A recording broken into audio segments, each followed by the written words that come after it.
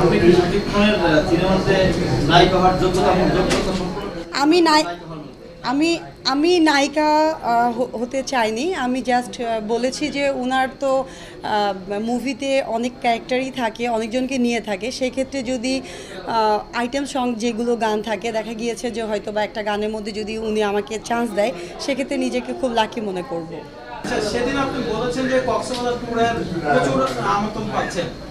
এইটা কেন আপনার বেলায় কেন এত কক্সবাজার ট্যুরের খবর আসছে? আপনারা সবাই জানেন কক্সবাজার বাংলাদেশে মানে ঢাকা থেকে অনেক কম সময়ে যাওয়া যায়। এই জন্য ওখানে শুটিংয়ের পারপাসে বলেন আর ঘোরার জন্য বলেন, এই জন্য অনেকে যাচ্ছে এবং ট্যুর দিয়ে চলে আসছে। যেহেতু আমি র্যাম মডেল, সো আমি সব রকম ড্রেস পরি। আর আমি কেন, আমার আপনি দেখবেন যারা ক্যাটওয়াক করে, মানে আমি কারো নাম বলতে চাচ্ছি না, ইন্ডাস্ট্রির অনেকে আছে তারা এরকম ড্রেস পরে। সেক্ষেত্রে আমি বললে সমস্যা কী? যেহেতু আমি নিজেকে পরিচয় দিই র্যাম মডেল, আর আমার শুরুটা হয়েছে ক্যাটওয়াক দিয়ে। ফ্যাশনে কাকে ফলো করো?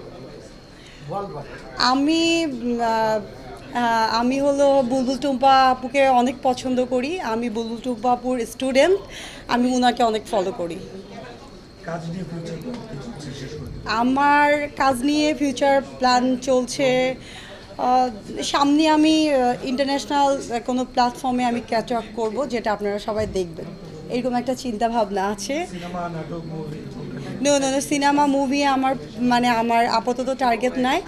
আপাতত আমি ফটোশ্যুট এবং ক্যাটওয়াক যেগুলো আমি করছি, রিসেন্ট 31স্টেও আমি বনানীতে শেরাটন একটা করলাম। এটা আমার খুব ভালো লাগে র্যাম শো করতে। এটাই আমি আপাতত এটা নিয়ে বিজি আছি।